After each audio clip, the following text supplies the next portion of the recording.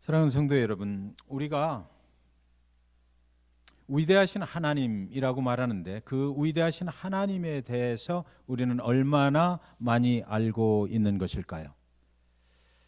저와 여러분의 입술로 위대하신 하나님, 나를 보호하시는 하나님, 나를 영원한 천국까지 인도하실 그 하나님이라고 고백을 하고 그분께서 나와 함께 하신다고 우리가 말을 하는데, 그렇다면 우리는 그 하나님에 대해서 얼마나 많이 알고 있는 것입니까?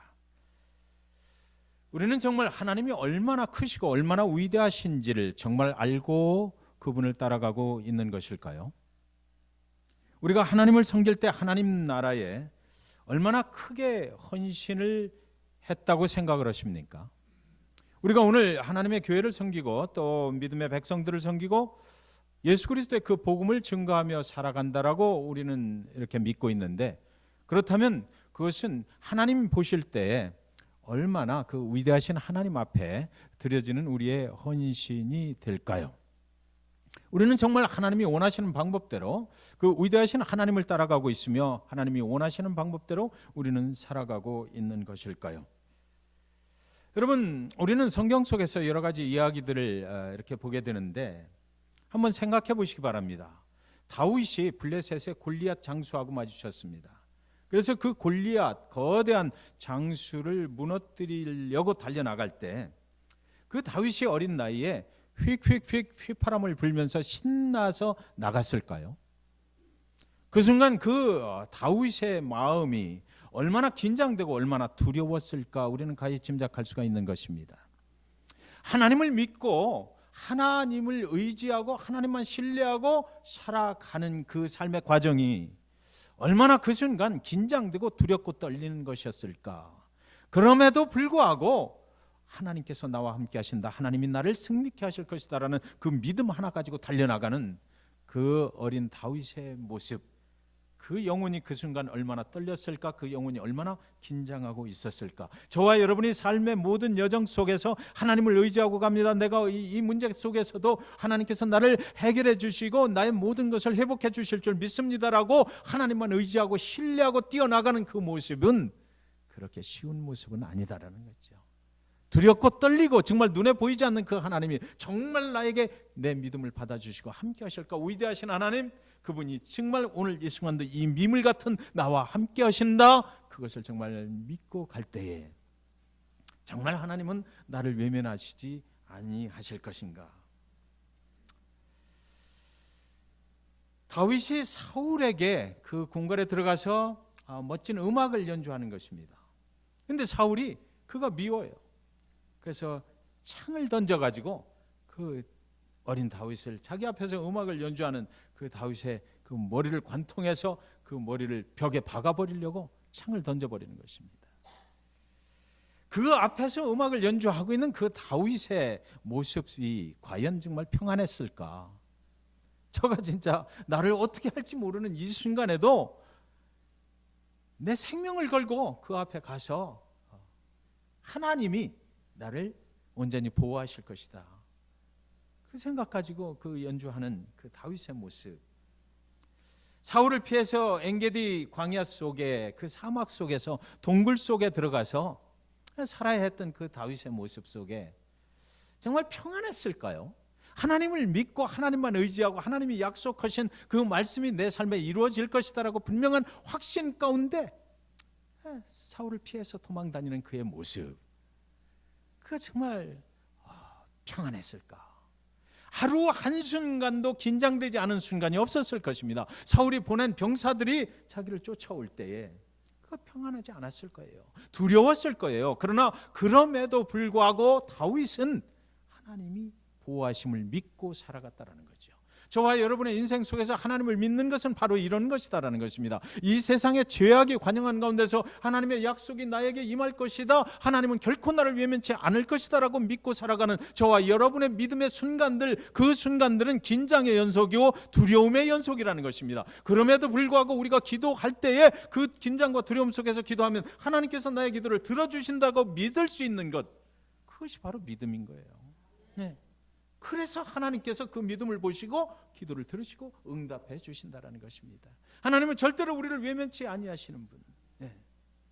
그래서 그 믿음 가지고 다윗이 드디어 하나님이 약속하셨던 그 이스라엘의 왕좌에 오르게 됐어요. 왕이 된 것입니다. 주변에 있었던 모든 적국들을 물리쳐 버렸어요. 그래서 이제는 아주 평안하게 이스라엘의 왕으로 등극을 하고 아주 좋은 환경 속에서 이제 살아가게 됐던 것입니다.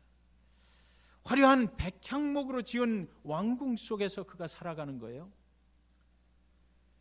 그때 상황을 성경에는 어떻게 기록했냐면 7장 1절에 이렇게 기록해 놓고 있습니다. 여호와께서 주위의 모든 원수를 무찌르사 왕으로 궁에 평안히 살게 하신 때에 이랬습니다. 여러분, 싸움을 하기는 다윗과 그의 군사들이 싸웠거든요. 전쟁터에 나가서 생명을 걸고 싸운 사람들은 바로 다윗과 그의 군사들이에요. 블레셋이 이제 더 이상 이스라엘을 침공하지 못하게 완전하게 그 승리를 거뒀던 것입니다. 그런데 오늘 그를 백향목 왕궁에 살게 하신 분이 또 모든 블레셋으로부터 모든 외적으로부터 그들을 물리쳐 주시고 승리를 안겨 주신 분이 너희가 아니고 너 다윗이 아니고 누구다? 여호와다라고 하나님이 말씀하시는 거예요.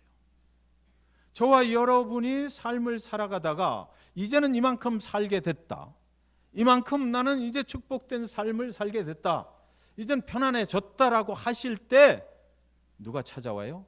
여호와께서 찾아오셔서 그거 내가 한 거야, 웃기지 마, 내가 한 거야 말씀하시는 것입니다. 내가 처음부터 끝까지 그에 대한 계획을, 너에 대한 계획을 가지고 있었고, 네가 힘들고 어려울 때 내가 찾아가서 고쳐줬고, 내가 이제 찾아가서 너를 일으켜 세워주시고 네 손을 들어주었고 너를 붙잡아서 여기까지 오게 한 거야. 감히 내가 한 일을 내가 했다라고 하면 안 되지라고 말씀하시는 거예요.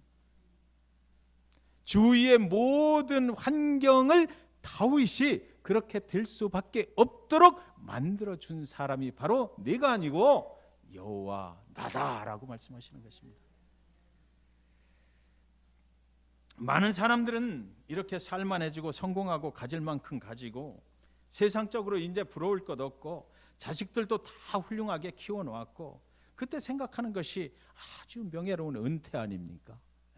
자, 이제 나도 할 만큼 했다. 은퇴를 해서 남은 평생 좀 내가 원하던 그런 삶을 좀 살아야 되겠다. 은퇴 후에는 어디로 갈 것인가? 젊은 날에 눈코 뜰 새 없이 고생을 했으니까 이때 은퇴하고 저 따뜻한 플로리다 잭슨빌에 내려가서 남은 평생 골프도 하고 아주 여유 있는 삶을 좀 살아봤으면 좋겠다.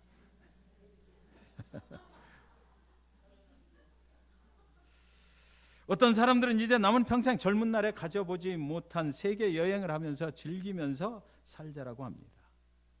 어떤 사람은 또 이제 남은 평생 내가 한국 사람이니까 한국에 가서 또 이중 국적도 획득을 하고 그래서 한국에 가서 몇 달 살다가 또 미국에 와서 몇 달 살고 이렇게 좀 즐기면서 살았으면 좋겠다.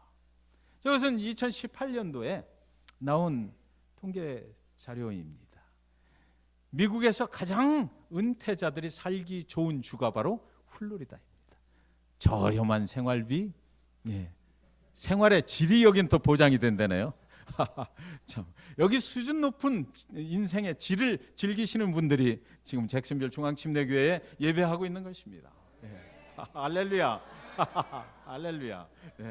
미국에서 첫 번째로 그것도요.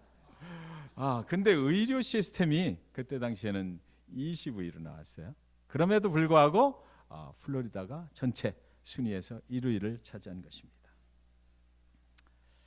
저렴한 생활비, 좋은 의료 혜택, 그리고 여가를 즐길 수 있는 시설 등 우리는 이제 살만해지고 은퇴할 나이가 되면 이런 것들을 추구를 하는 것이죠. 다윗도 원하는 모든 것을 이루었다라고 7장 1절에 그렇게 말했지 않습니까? 그가 왕이 됐어요. 이스라엘의 왕이 됐고 이스라엘을 통일 국가로 만들어 버렸습니다. 그런데 이때 다윗은 많은 사람들과 같이 플로리다로 갈 생각을 안 했다는 것이에요. 성경은 그걸 말하고 있는 것입니다.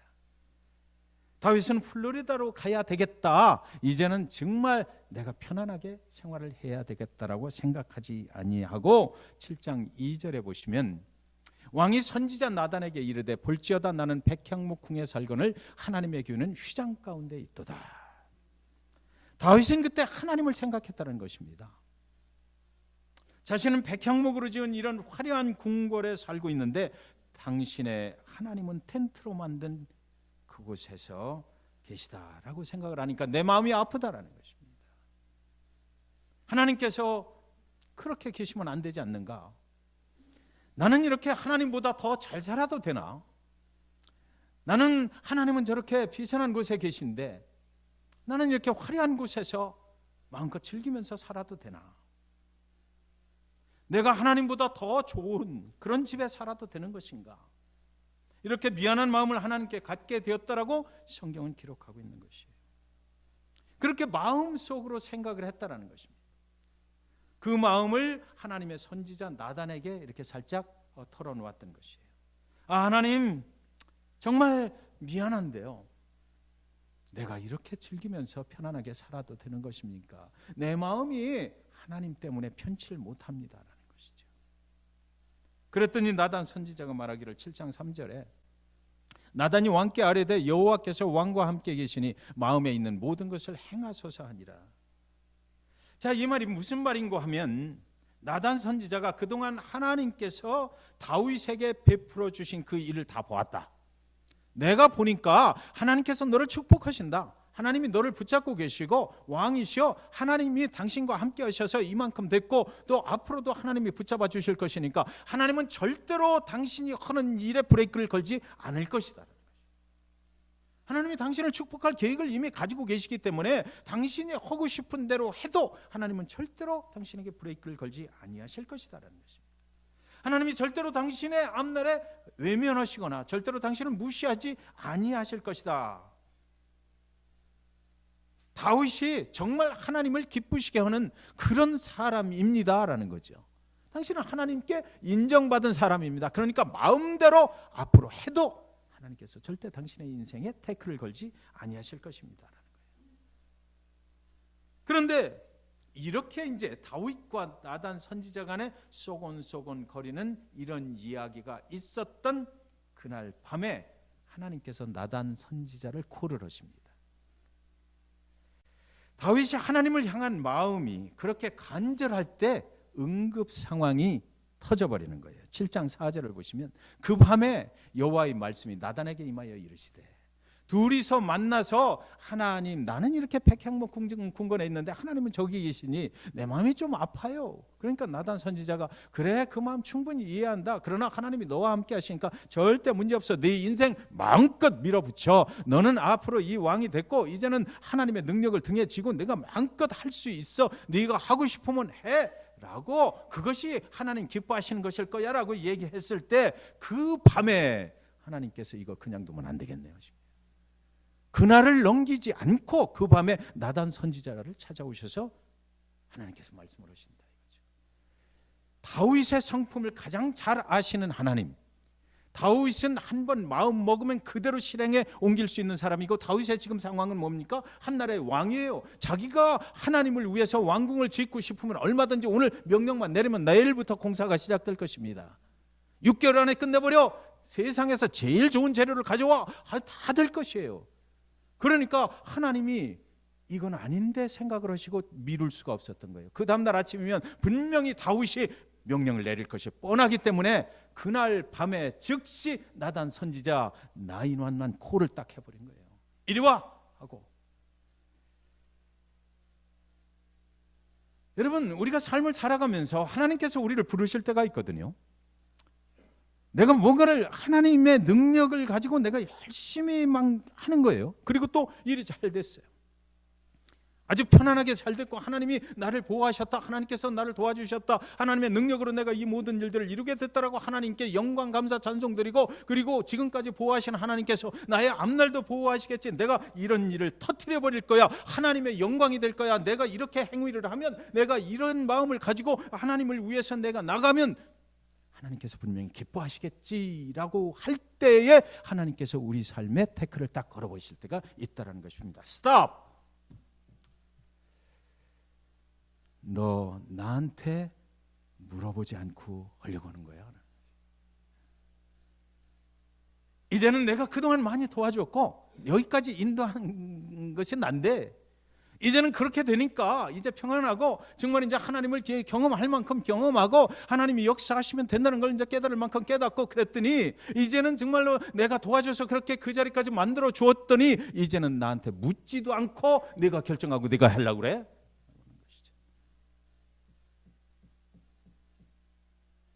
그래서 7장 5절에 보시면 가서 내 종 다윗에게 말하기를 여호와께서 이와 같이 말씀하시되 네가 나를 위하여 내가 살 집을 건축하겠느냐라고 말해라 그래요. 그러니까 이 음성이 지금 이 말씀이 가서 내 종 다윗에게 네가 그렇게 말을 하라는 건데 제가 이 말씀을 몇 번 읽어봤어요.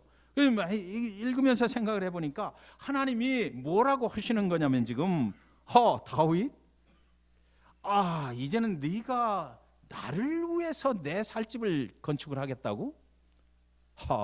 웃기네. 이게 도대체 말도 안 되는 짓을 하려고 하는 거 아니야? 저는 이 문장 끝에 내가 나를 위하여 내가 살집을 건축하겠느냐? 하하하하 정말 웃긴다 라고 하시는 하나님의 웃음소리가 들리는 것 같아요. 네가 하나님 위대하신 하나님을 그 하나님을 가둬놓을 집을 짓겠다고? 내가 이제는 네가 짓는 집 속에 들어가서 너만 위해서 살게 만들어 버리겠다고? 참 웃긴다. 내가 그동안 이렇게 만들어줬고 이렇게 만들어줬고 이렇게 만들어줬고 네가 태어나서 목동일 때부터 너의 길을 여기까지 인도한 사람이 바로 나고 그 계획을 내가 한 거야. 그리고 나는 너를 약속한 대로 여기까지 인도했어. 그런데 나를 갖다가 네가 집을 짓고 거기다가 나를 가둬놓으려고 그래. 나는 이 세상 어디든지 갈 수 있어야 되고 이 세상 모든 사람들의 하나님이야. 근데 여기 보니까요, 우리가 평상시에 기억을 하기는 분명히 나단 선지자를 통해서 다윗이 한 이야기는 하나님의 성전, 템플을 건축하겠다라고 그렇게 했다라고 우리는 배웠어요. 그런데 7장 1절, 2절, 3절, 4절, 5절까지 정확하게 다윗이 내가 하나님의 성전을 건축하겠다고 한 기록은 없습니다. 하나님의 집 하우스를 짓겠다고 그랬어요. 그러니까 계속해서 나오는 얘기는 하우스. 그래서 하나님이 거하실 곳을 내가 마련해보고 싶은 그런 마음이 내 속에 있다 그랬거든요. 그래서 나는 하나님의 집을 내가 건축하겠다, 성전을 건축하겠다, 이걸 분명히 밝힌 것이 아니고 나단 선지자에게 살짝 내가 살고 있는 것과 하나님이 거하시는 곳을 비교를 해보니까 내 마음이 아프다라고만 운을 띄웠던 거예요. 그런데 하나님께서 그 다윗의 마음을 속속들이 알고 계시다라는 거죠. 저와 여러분이 겉으로 표현 안 해도 하나님을 향한 마음이 무엇인가를 하나님은 이미 알고 계시다라는 것입니다. 저놈이 과연 무엇을 하려고 그러나 하나님께서 보시는 거예요. 그 다음 스텝 무엇을 할 것인가? 하나님께서 유심히 다윗을 보았더니 그 마음 속에 나단 선지자가 허락을 하고 그리고 나서 그것이 옳은 하나님을 기뻐하시는 일이라는 분명한 확신만 있으면 나는 내일부터 하나님의 집을 지어야 되겠다라는 생각을 다윗의 마음 속에 그 영혼 속에 있는 것을 하나님이 딱 집어내셨다라는 것입니다. 저와 여러분이 하나님을 향해서 나아갈 때, 우리 교회가 하나님을 향해서 나아갈 때 무엇을 계획하고 계십니까? 하나님한테 물어보지 않고 그대로 우리가 이것은 하나님이 기뻐하실 거야, 내가 이렇게 행위를 하면, 이렇게 선한 행동을 하면, 이렇게 하나님께 드리면 하나님이 기뻐하시겠지, 하나님께 물어보지도 않고 그대로 하려고 하는 그 마음속의 계획을 하나님께서 언젠가는 부셔버릴 수도 있다라는 것입니다. 내 마음대로 결정하는 거, 그 위대하신 하나님을 우리가 알면 얼마나 알고, 그분이 나를 향해서, 내 가정을 향해서, 내 자녀들 향해서 그 향하신 그 계획과 설계도를 내가 알면 얼마나 안다고, 그 하나님의 비위를 맞추기 위해서 내가 먼저 이렇게 하면 하나님 좋아하시겠지라고 생각할 수 있느냐라고 하나님이 좋아요 여러분에게 물으시는 거예요. 그러니까 모든 일을 할 때에 나의 삶을 여기까지 인도해 오신 그 하나님께 물어봐라라는 거죠. 기도하지 아니하고는 하나님의 뜻을 우리는 알 수 없다라는 것입니다. 하나님의 말씀을 묵상하다가 그곳에서 하나님의 계획을, 나를 향하신 계획을 내가 알아내야만 된다라는 거죠. 그리고 나서 그 다음에 행동을 하라는 것이죠. 그 다음에 확신을 가지면 행동하라는 것이에요.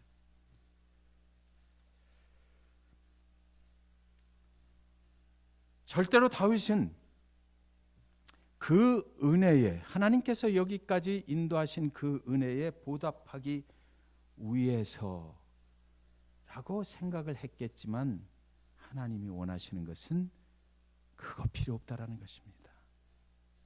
저와 여러분이 삶을 살아가요, 이민자의 삶을 살면서 얼마나 어려우십니까? 때때로 힘든 여러 가지 과정들, 어떤 분하고 이렇게 식사하면서 들으니까 참 그 인생의 길이 정말 우리 험난한 길을 헤쳐가는 거예요. 그때마다 하나님이 잡아주셨고 그 길을 인도하신 거죠. 어쩌면 그런 생각이 들더라고요. 우리가, 하나님이 우리를 만드셨고 하나님의 형상대로 만드셨다고 그러고, 하나님이 우리를 창조하실 때 우리 안에 우리의 그 재능을 주셨잖아요. 다 틀리지만, 그러나 그거를 초월해서 살아가는 분들이 이 이민자들이 아닌가 싶어요. 없는 재능도 억지로 만들어내갖고 따로는 막 살아야 되는 거 아니에요? 뭐 재봉틀을 배웠어요? 타고났어요? 아니잖아요. 해야 되는 거야. 저도 뭐 유학 와서 청소해봤어요? 해야 되는 거야. 그러면서 그때마다 하나님이 새롭게 우리를 빚으시는 거죠. 온전히 하나님만 의지하면 살 수 있다. 온전히 하나님께만 의지해라. 하나님만 신뢰해라. 그래서 우리는 한 고비 한 고비를 넘어가는 거예요.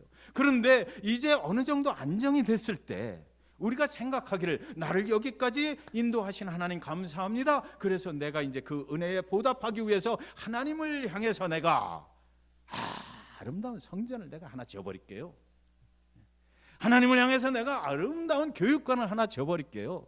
하나님 걱정하지 마세요. 나한테 돈이 있어요. 하나님이 그동안 주신 거 있어요. 그걸 가지고 하나님께 헌신하겠습니다 라고 하나님께 물어보지도 않고 나아가려 할 때 하나님께서 그 왼발을 탁 걸어버리신다는 것이에요. 사랑하는 여러분, 하나님께 물어보지 않은 계획은 우리 자신의 계획일 뿐이에요.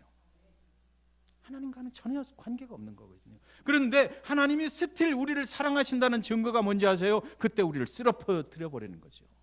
그걸 못하게 만들어 버린 거예요. 그래서 하나님이 원하시는, 원래 계획했던 대로만 끌고 가시는 거죠. 그 길을 우리는 그래서 하나님께 붙잡힘 받아서 가게 되는 것입니다. 여러분 자신을 향하신 하나님의 계획에 대해서 얼마나 많이 알고 계신가요? 우리의 인생, 내일, 모레 하나님은 어떤 계획을 가지고 계실까? 여러분이 오늘 하나님을 찬양하는 것이 하나님의 계획 안에 들어있는 것일까요? 여러분이 오늘 이곳 잭슨빌 중앙침례교회에서 예배하는 것이 하나님의 계획 안에 들어있는 것일까요?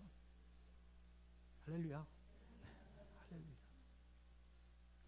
은퇴 후에 잭슨빌에 사는 것이 하나님의 계획 가운데 있는 것일까요? 혹시나 우리 중에 몸이 아프신 분 계십니까? 그 병이 낫는 것이 하나님의 뜻일까요? 아니면 그 병이 더욱 악화되는 것이 오늘 당신을 향한 하나님의 계획이실까요? 우리가 도대체 하나님에 대해서 무엇을 알고 있는 것입니까? 우리가 하나님을 안다고 그러는데 도대체 우리는 하나님의 어떤 부분을 얼마만큼 우리는 알고 있는 것이냐고요. 도대체 우리 삶의 이 부분들이 정말로 하나님의 계획 안에 있고 그 하나님을 따라가고 있는가? 예언자적 설교학을 쓴 구약학자가 있습니다. 이 사람 이름이 월터 브루그만이에요.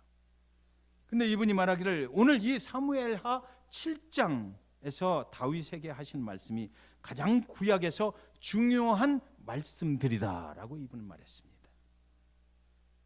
다윗을 선택하시고 그를 부르신 분이 하나님이시고, 다윗에게 믿음을 갖게 하신 분도 하나님이시고, 다윗을 여기까지 보호하신 분도 하나님이시고, 그리고 앞으로도 다윗을 통하여 위대하신 일을 이루실 분도 하나님이시다. 그동안 내가 나에게 무언가를 잘 했기에 내가 너에게 베풀어 준 것 같으냐라고 묻는 이 오늘 본문 말씀이 구약에서 가장 중요한 하나님의 말씀이다라고 그분은 말했어요. 내가 나를 위하여 성전을 지으면 내가 너를 더욱 기뻐하고 잘했다고 더욱 내 인생을 세워줄 것 같으냐라고 묻는 이 하나님의 질문이 구약 성경에서 가장 중요한 말씀이라는 것입니다. 그분이 오늘 저와 여러분에게도 묻는 것이에요. 내가 무엇을 잘하였기에 구원을 얻었느냐? 내가 하나님을 향하여 무엇을 잘하였기에 하나님의 아들 예수가 너를 위해 십자가에 죽었단 말이냐? 사랑하는 남선교회 형제님 여러분, 무엇을 하나님 앞에 잘 하셨기에 오늘 구원을 얻으셨습니까? 여러분이 예수 그리스도 십자가에 죽으실 때에 여러분은 무엇을 하셨기에 그 예수가 여러분을 위해서 죽으셨느냐고요. 말도 안 되는 예수 그리스도 그분이 왜 나를 위해서 죽으셨느냐, 내가 무엇을 그분에게 드렸기에, 내가 무엇을 그분을 위해서 행했기에 그분께서 나를 위해서 그 생명을 주셨느냐 이거죠. 우리가 믿는 것은 그거잖아요. 예수 그리스도 그분께서 나의 모든 죄를 사해 주시고 나의 모든 허물을 덮어 주시고, 그래서 내 대신 십자가에 죽을 수밖에 없는 나를 대신해서 죽어 주셨다라는 걸 믿고 우리는 구원을 얻었거든요. 그분이 죽음을 이기시고 부활하셔서 그를 믿는 자마다 영원한 생명의 길로, 내가 그래서 그를 믿고 영원한 생명의 길로 간다는 것을 믿고 살잖아요. 그렇다면 그 일을 행하시는 예수 그리스도를 위해서 내가 무엇을 했느냐라고 성경은 저와 여러분에게 묻고 있는 것입니다.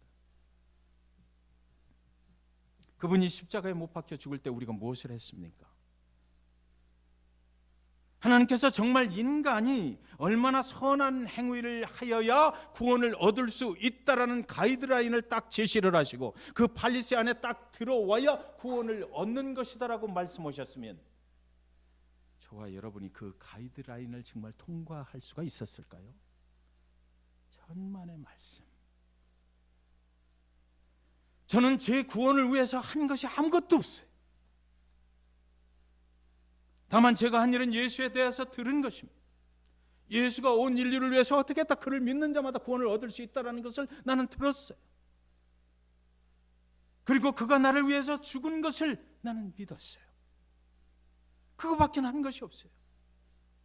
그래서 저는 구원을 얻은 거예요. 영원한 천국에 가기 위해서 특별한 금을 드린 적이 없어요. 영원한 생명의 길로 가기 위해서, 죄사함을 받기 위해서 40일 동안 금식한 적이 없어요.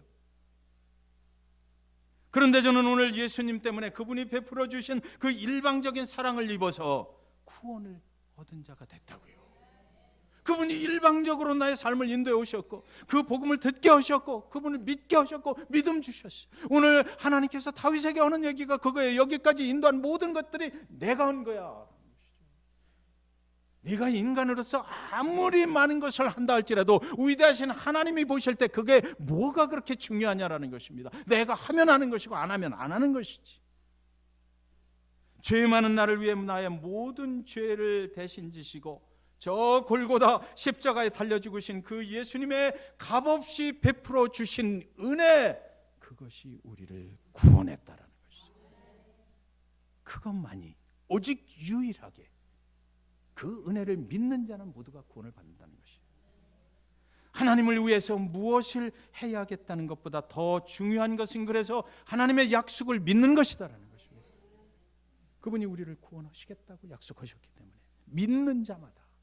그래서 요한복음 3장 16절, 하나님이 세상을 이처럼 사랑하사 독생자를 주셨으니 이는 그를 믿는 자마다 멸망하지 않고 영생을 얻게 하려 하심이라. 로마서 10장 13절, 누구든지 주의 이름을 부르는 자는 구원을 받으리라 그랬습니다. 구원을 받는 조건은 너무나 심플한 거예요. 사랑하는 남성교회 회원 여러분, 우리가 교회를 위해서, 하나님의 교회를 위해서 무엇을 하려고 생각하는 것보다 더 중요한 것은 바로 믿음으로 구원을 받는 것입니다.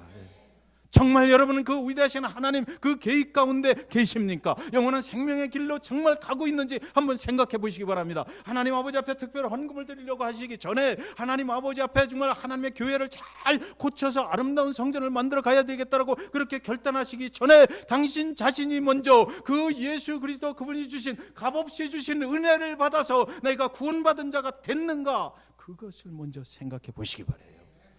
그 다음에 우리는 헌신을 하는 거예요. 그 다음에 하나님의 교회를 섬기는 것입니다. 구원의 확신도 없이 우리가 어떻게 인간적으로 그것을 할 수가 있겠느냐고요. 하나님이 생각하실 때 내가 내 집을 짓겠다고? 하하하하하, 어림없는 소리. 여러분, 낚시꾼이 고기를 잡았대요. 10인치짜리 자를 하나 가지고 가서 고기를 잡는 것마다 재보는 것입니다. 그래서 10인치가 넘으면 큰 고기인데 바다에 버려버리는 것이에요.